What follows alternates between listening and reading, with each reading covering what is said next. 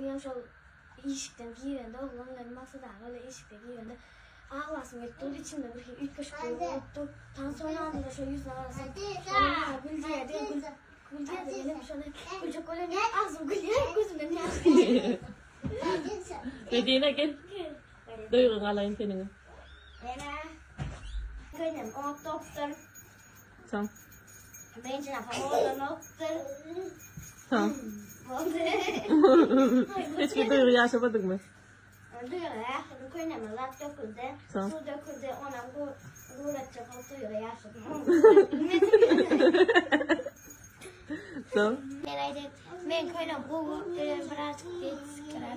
Mumka neyse. Özüm çağır seni uyuyor. Evet. Tamam. Mezun yapalım.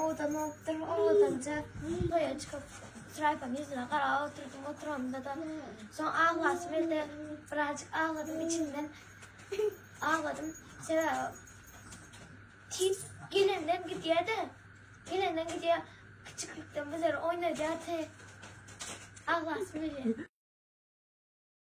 Evet aklıma gitti aklıdan geliyorum gönderdi gitti şaka bildirdi ha. Medine sen? Ne kadar şaşırıyorlar biz de. Her problemi zorunda bulunması.